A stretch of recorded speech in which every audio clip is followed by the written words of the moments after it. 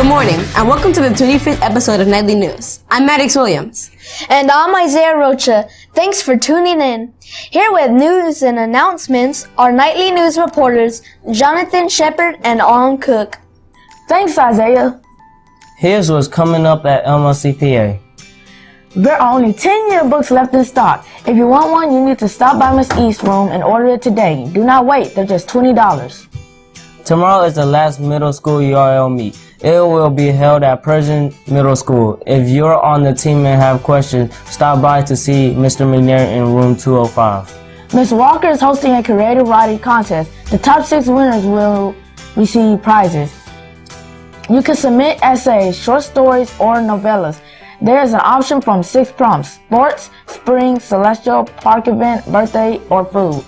Submissions should be emailed to Ms. Walker at nwalker3@houstonisd.org before Tuesday, April 18th. If you have any questions, stop by and ask Ms. Walker or shoot her an email. You do not have to come to school next Friday, April 14th. MLCPAs will be closed for spring holiday. That's all the news and announcements for this week. I'm Jonathan Shepard. And I'm Ong Cook. Thanks, Ong and Jonathan. That creative writing contest sounds very interesting. Too bad it's not a dabbing contest. Otherwise, I would totally win. Yeah, you keep thinking that, Isaiah. While you're off in La La Land, let's get to our next Nightly News correspondent, Jaden Bowers, for a story on civil rights and baseball. 70 years ago, he integrated Major League Baseball and changed America forever, and for the better. Picture it. It's 1947 at Ebbets Field in Brooklyn, New York. A black player comes to bat. From the other team's dugout, white players led by their manager taunt the batter. They're yelling out, "Hey boy," telling them to come and shine their shoes, and even ask why he ain't out picking cotton. Although the abuse upset him, in the late game with the score tied, he singles, races to third on the error, and scores on a hit. With that, the Brooklyn Dodgers beat the Philadelphia Phillies 1-0. That batter for the Brooklyn Dodgers was Jackie Robinson. Just a week before, he had become the first black man to play in Major League Baseball. In the years to come, Robinson sparked the integration of all professional sports in the United States and served as an inspiration for the civil rights movement. Yet, his journey was far from easy. From the beginning, Robinson was a gifted athlete. He lettered in 4 sports at the University of California, Los Angeles, and he won a spot playing shortstop in the Negro Leagues. At that time, pro teams of black players were completely separate from Major League Baseball. But just a few months later, a scout from the Brooklyn Dodgers approached him. The Dodgers general manager, Branch Rickey, wanted to meet him. Rickey had a radical vision for integrating baseball and building a championship Dodger team in the process. He believed there was a lot of talent in the Negro Leagues and started searching for the player with the talent and courage to break the color line. Rickey and Robinson's first meeting had become something of a legend itself. Rickey confronted Robinson with every insult he was likely to face on the field. "Mr. Rickey, are you looking for a Negro who is afraid to fight back?" asked Robinson. "Robinson, I'm looking for a ball player with the guts enough not to fight back," Rickey replied. Robinson's first year on the Dodgers was just as tough as they both thought it would be.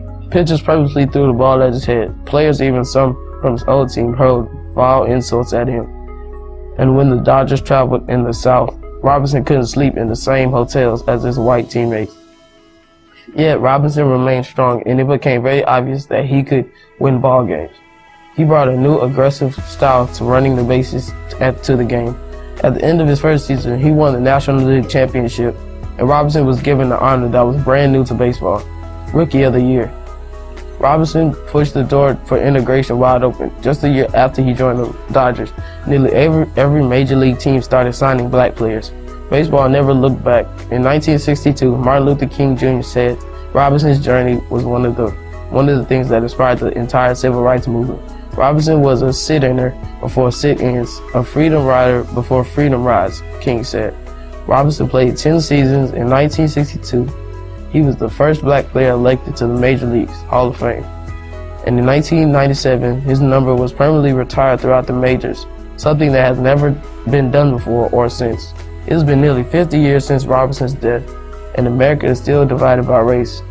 Last year, the Pew Research Center reported that black workers make only 75% of what whites make in hourly earnings. African Americans are at least twice as likely to live in poverty in one study. 43% of blacks said they doubt they will ever achieve equality in the U.S. Although we've made some major progress over the years, we should let Jackie Robinson's story inspire us and remind us that our work is far from over. This story was inspired by an article I read in the April 3rd issue of Junior Scholastic and by my own love of baseball. Reporting for Nightly News, I'm Jaden Bowers. Thanks, Jaden. That was an excellent piece on Jackie Robinson. Thank you for sharing it with us. Now, for a look at in sports in our own backyard, let's go to Nightly News sports reporter Bryson Yarbrough.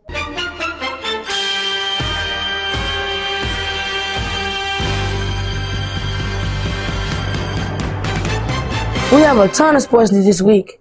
Our baseball team tied Burbank Middle School 7-7. The team will play in a tournament later this month. That's all for sports news this week. I'm Bryson Yarbrough. Thanks, Bryson. That's our show for the week. We hope you have a great weekend. And remember, if it's Friday, it's Nightly News. Stars at night are big and bright. Deep in the heart of Texas, the prairie sky is wide and high.